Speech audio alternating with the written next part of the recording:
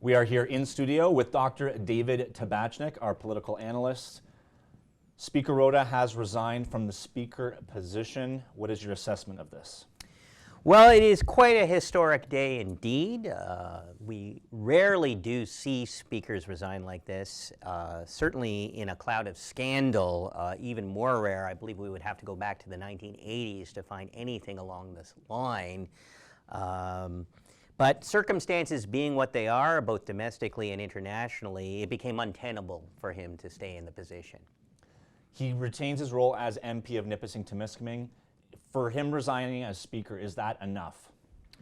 Oh, I see. Yes. Well, that's for the public of Nipissing-Temiskaming to decide his riding in large part. Obviously, he was duly elected.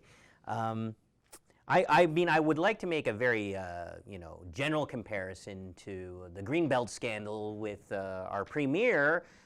Clearly, this had larger implications for our province, and an apology came with no resignation of the premier. Obviously, 3 cabinet ministers resigned. So can we make a comparison along those lines? Has he lost the trust of the people of his riding? I tend to think not. This is obviously a huge error. Everyone makes mistakes. He has taken full responsibility for it. He has apologized. So if he has lost the confidence of the members of the House of Commons, resignation was his only choice, quite clearly. I don't think the same is true, though, for his position as MP. How does he recover from this moving forward? Well, I mean, he's probably going to be in the back benches going forward. He loses quite a significant position in the pay and privileges that go along with it. So he will have to just be, a regular MP, and he has to rebuild the trust, not just, of course, of the people who voted him in, but of the Canadian people, especially members of the Jewish community, and then, of course, the people in his caucus, who would be a very difficult meeting, one can imagine, when cabinet ministers called for him to resign and really put him in the position he is in now. Questions certainly around how this happened in a world of information being so readily available. How did this happen?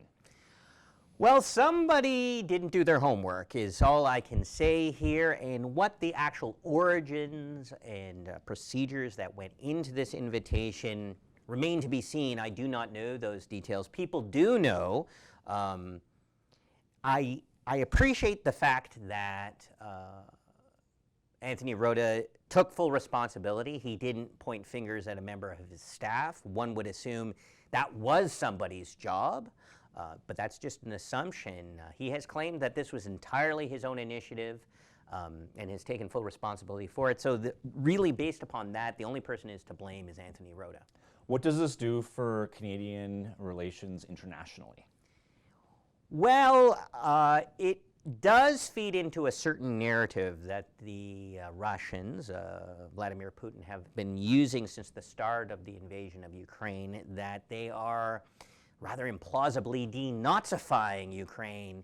And so, even though it doesn't actually make sense historically, this is somehow being used for propaganda purposes to prove the point that Ukraine is full of Nazis. Let's not forget that Volodymyr Zelensky is Jewish. So the Russian argument makes no sense. It never made sense from the start. The fact that they've got this little talking point now from Canada doesn't make it any more true than it once was. Following Friday's developments, heading into the weekend, the ties between Canada and Ukraine never seem to be stronger. Yes. How has that been shook? Has this changed with what's happened over the past 24 to 48 hours?